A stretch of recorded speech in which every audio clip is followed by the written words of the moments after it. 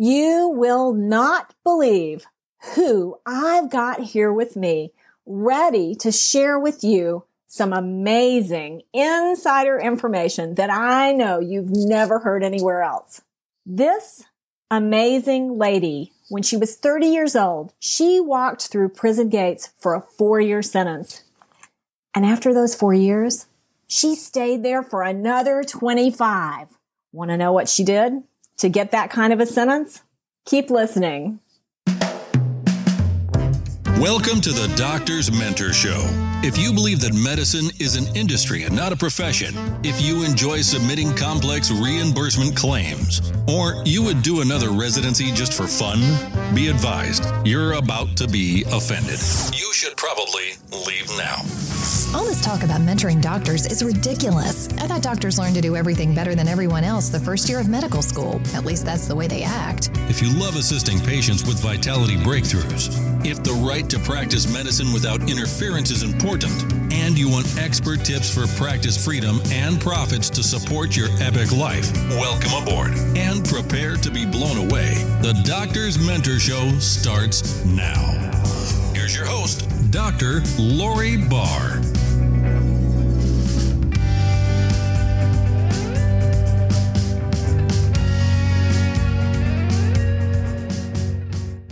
Today, I have with me Dr. Karen Gedney, and I've known Karen for a couple of years. Let me tell you a little bit about Karen. Karen trained at the University of Cincinnati School of Medicine, and then she went on to Nevada, to Reno, to do her residency. And then she joined the National Health Service Corps in order to pay off debt. And where did they assign her? A very interesting place. Today's guest.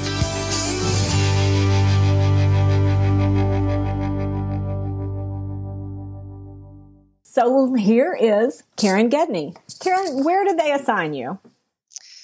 Lori, thank you so much for letting me talk to you today. And thankfully, they did not ship me across the country to some backwater place.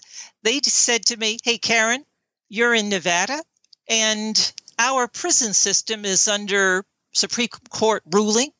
They have to have a doctor. They've never had a doctor before. And we think that you would be the one to go to prison. I ended up in a male medium security prison. It called Northern Nevada Correctional Center. And boy, was I not prepared. So you're telling me that nothing you learned in the Midwest in medical school or in the Southwest in residency prepared you. Now, let's back up a minute. Tell us a little bit about what you did your residency in and what you thought you would spend your career doing before you wound up in prison. Well, I did my residency in internal medicine because I liked more the holistic approach.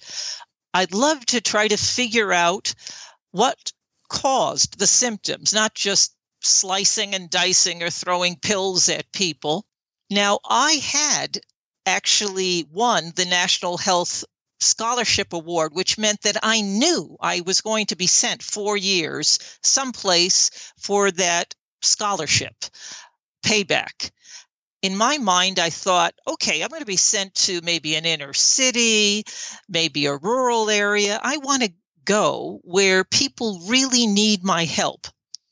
Never in a million years did I think that you would take the poor, the disenfranchised, the mentally ill, and throw them in concrete little cinder blocks, and I would be thrown into prison. In an odd way, everyone I wanted to take care of that nobody else wanted to take care of was in the prison setting. And isn't that amazing that like your inner desire, your innermost desire, send me somewhere where people need me, was truly answered? Yes, which always shows you that you should be sometimes a little specific with what you ask for. Exactly. Yes. You can't leave the subconscious mind a whole lot of wiggle room or you'll wind up with results you're not expecting. So you wound up in prison and you weren't prepared. How did you figure out you weren't prepared?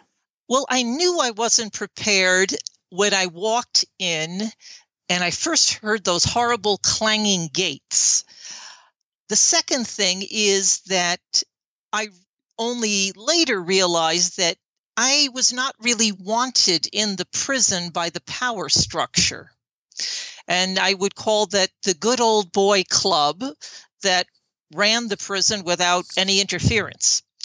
I was hired by a medical director who, about a week after I was hired, ended up collapsing his spine from cancer and ultimately dying. So I had absolutely no one who was supervising me. No one told me anything. No one told me anything about security. My first day on the job, the guy who showed me around was an inmate in scrubs. And afterwards, they said to me, well, you know who he is? I said, no. And they said, that's a chomo. I didn't even know what the word chomo meant. It means child molester. So for the entire day, a inmate child molester was showing me around and pointing out everything to me. And he actually was very nice. It was a very bizarre time to have the inmate population nice, and then people who were in the staff or on the other side of the fence treat me like I was an enemy. It was a very unusual spot to be as a doctor. I bet. Yes, to feel like the tables were totally reversed. Yes, usually people appreciate a doctor, not look at a doctor as a security risk, a pain in the a liability from a security standpoint. And as you know, Lori, I'm married to a big, beautiful black man. And Nevada. Well, okay, wait. Now this is a show that's coming across audio. It's an audio show. So when you say you're married to a big black man, first you might want to tell everybody what you look like.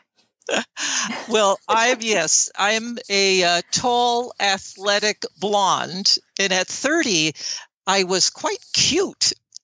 And you'd have to imagine this tall blonde walks in. They find out not only is she that, but she's married to a large, muscular, good-looking, intelligent black man in a city that probably had 40,000 people. That was Carson City. And there wasn't really one black person in the city, though I did have 30%, well, maybe 25% of my population in the prison who were black men. And they were shipped up from Las Vegas. And that racial disparity was profound to see. I bet. So you were unloved and unwanted and considered a total risk from day one. That's how I felt. You had to be there for 4 years. Was there a turning point that happened in those 4 years? I mean, it's one thing to stay for 4 years. It's another to extend that for 30 years, total time. So what was the turning point where you felt confident enough to work under those adverse circumstances? Or what was the change that you thought was possible that you decided to stay longer than your original sentence? That's a little complicated to explain, but about a year and a half into the prison sentence for myself, I was taken hostage and a lot of bad things happened to me. After that event, the only people that I truly felt had any compassion for me were the inmates. And that I will always appreciate because they helped heal me in terms of the fact that they cared. The other thing is I love to teach and I love to see the light go on. And I was able to have a population in a very, very dark place, the prison. Dark because it's, sort of ugly and dark, but also fairly negative. And negative people and inmates treating each other negatively. And I always looked for the best in them. And when I saw that light go on, and I realized I was really making a difference in their medical lives and their lives in terms of their potential, that was exhilarating, actually, because there's nothing like bringing in a light to a dungeon and realizing that you're one of the few people who could do something, because there's a lot of individuals that get hired in prisons who don't have some of the perks I did. As a physician, I never battled them on their ground. What do you mean by that? Well, for example, in the prison, there are a lot of security issues, and there are a lot of legal issues, a lot of cost issues. All these things are related to the prison, and that is not my forte. But medicine was something they could not do themselves. So if I said someone had to go out and see a surgeon, they might not like it. They might say, well, can he wait another day or two because we don't have enough staff? And I could fight on my ground. I see. Okay, so what I hear you saying is the system of running a prison did not control the processes that went into the health and vitality of the inmates. Is that accurate? Well, that's partially accurate. They can throw up a lot of roadblocks, but they can't tell me as a doctor and a board-certified internist that an inmate is not sick when I say, no, I think he's sick and he needs this. That's where I decided to keep my strength. There were times during the years that they asked me to be a medical director, which would basically be an administrator and a politician, of which I would be horrible at, because that's not my personality or any of my strengths whatsoever. When I met Karen, just so you guys know, she was still in the prison system, and she'd been there a long time. And when I first met her, she didn't smile a whole lot. She was trying to decide what would be next if she retired. I just have to tell you, it is such a joy to see you smiling so much as we talk about this today. I'm just so excited to see how you have really continued the healing process for yourself and what you've started to develop now that you're no longer in that environment. But I am jumping ahead of things. Let's go back to the prison, and let's go back to something you said earlier about bringing a light to a dark place.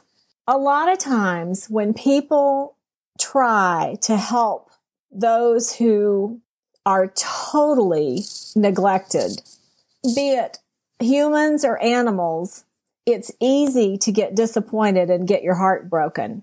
How in the world did you keep from getting too emotionally attached and getting your heart broken just again and again and again when things didn't go as expected? Or like maybe you invested all this time in helping somebody be healthy only to see them then get executed. You know, how do you keep your own energy and your heart from just like totally dying? Couple of different things. First, I had to keep myself as strong as possible in terms of body, mind, and spirit. I had a system where when I woke up in the morning at 4, I was at the gym at 4:30. I worked out to 6:15. I was in the prison at 6:30. And that, I think, saved me more than anything, because that exercise and that adrenaline, when I walked through the doors, I was ready. And then I never ate anything that the prison made or that my nurses brought in by the basketfuls in terms of donuts and potlucks. Not once in 30 years did I eat any of their food. I always brought in my own food. So there's one, taking care of myself. The other thing is that I fortunately had a sort of mindset where I looked and I saw potential in a lot of the inmates. And I looked at them with the eyes of, I expect the best out of you. Now, some rose to the occasion, some did not, but I felt like I was almost in a game. I'm going to throw you the ball. Now, whether you catch it or whether you drop it, or whether you make a touchdown, I'm going to give you as many tools as I can, because I taught these life skill courses as a volunteer in the evening. I was able to separate that in my brain. My job is to have high expectations, give you the tools, throw you the ball, but now it's up to you. And that's something I learned early, because I didn't want to get sucked into that they failed because I failed. No, I would only fail if I didn't give them the chance. That's how I looked at it. Okay. So looking back on the hostage situation that happened, you talked just a minute ago about how you made yourself strong and your routine that you worked out. Some people would say that whenever we find ourselves in a compromised situation, which, a hostage situation would be, we've invited that in some way. Can you identify any weaknesses in yourself or the circumstances around that made you particularly vulnerable in that moment?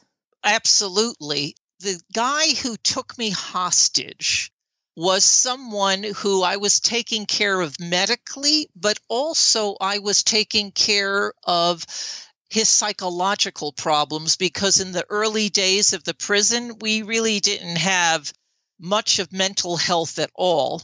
And he was someone who was a individual who had killed a police officer, Vietnam vet, Marine, trained to kill. And he was someone who was very bright. And I tried to address psychological problems as well. And I knew that he was going through transference, things that he wanted from me that I could not give back to him. Give us one example of that. A very concrete example. All right. A concrete example of his transference. He looked at me as a female, not as a doctor, as a female that he would love to be with.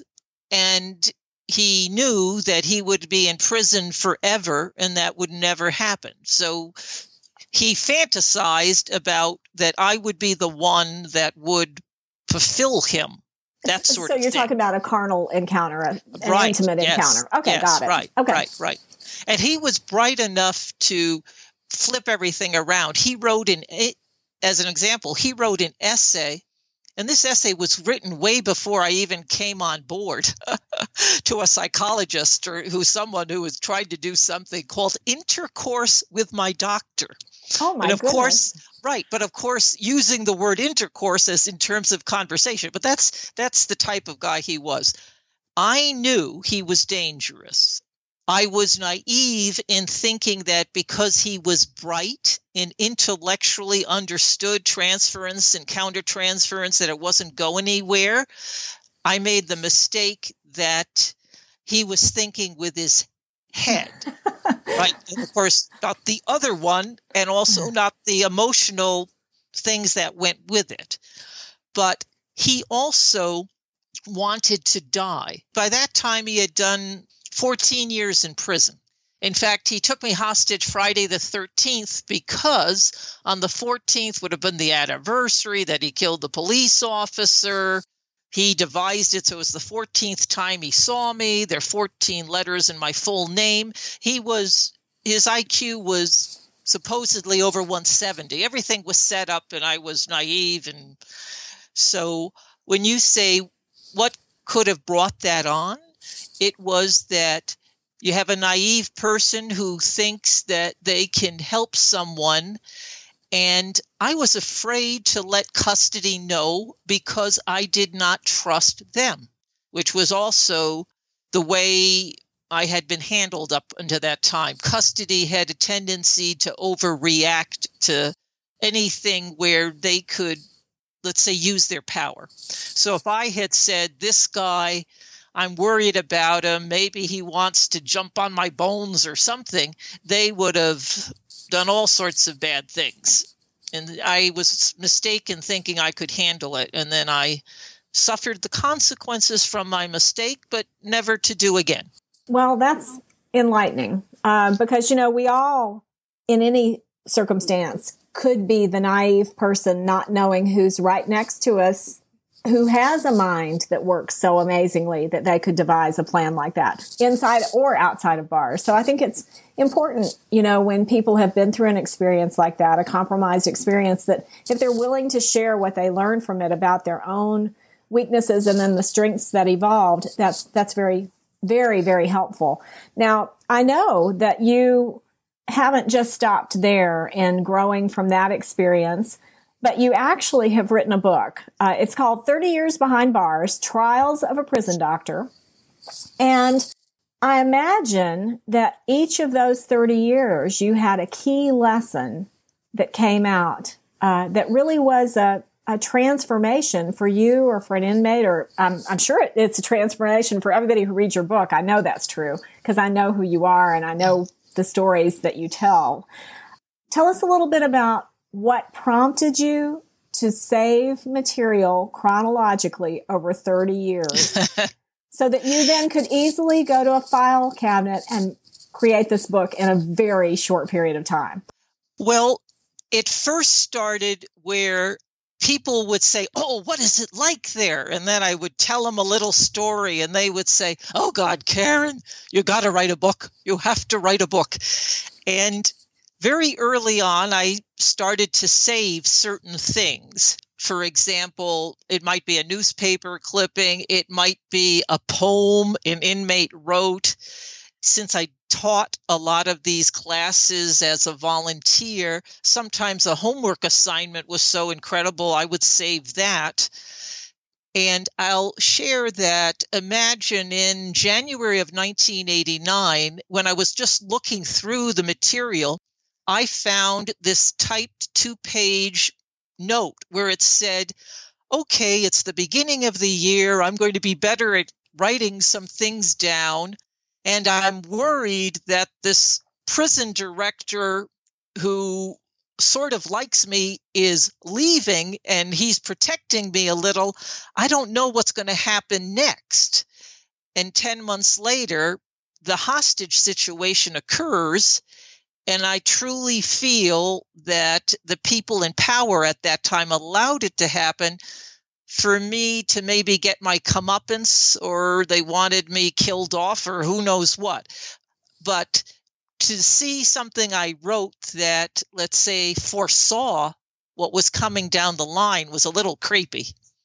Well, and not only that, but like what you were just saying about the person who took you hostage writing an essay called Intercourse with My Doctor. Yes. Before you even got to the prison is like totally mind-blowing. So when you talk about that power of the subconscious mind and getting what you set your mind on, he certainly did. Right. And Lori, I've got to share this with you. Imagine this. The week before he took me hostage, he said, "Well, you should read this." And he put a book on my desk. Now, it was his book that he had written, and it was called Moth, which was his nickname. So you had this book with a picture of a guy who looks sort of mothy-like. And then when I got it, I thought, "Oh my God, I don't have enough time to read this." And when I flipped it open, it just reeked of tobacco smell, because in those days they smoked. And I thought, I can't, it smells too much. I can't read it. And then a week later, I was taken hostage. Now, I didn't throw away the book. I just threw it in the bottom of a drawer. But years later, I found it and I looked at it. It was written in 1976. And it was all about him falling in love with a female psychologist who would not return his love, and he committed suicide.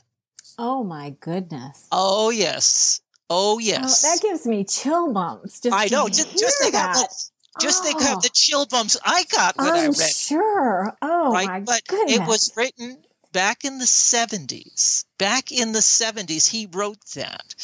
And so I lived into his fantasy, and it could have been any female who lived into that, and then for him to also look at me and figure the 14th anniversary. It gets weirder. So all the particulars are going to have to read the book. I was going to say, I know all the particulars are in the book. So yes, if you want the details and they are juicy, then Yes. Absolutely, you've got to read Karen's book, 30 Years Behind Bars. Today's topic. Legacy. Wow, what a legacy Dr. Karen Gedney leveraged from 30 years she spent behind bars as a prison doctor. If you'd like to hear more of my interview with Dr. Karen Gedney, tune in again for the next episode of the Doctor's Mentor Show, where we finish our interview. See you next time. I'm Dr. Lori Barr. Remember, one idea is all it takes to change your world. Are you stopping at a hospital? Hello? Don't you know that hospitals are one of the sickest places on the planet? Don't touch anything in there and get out as fast as you can.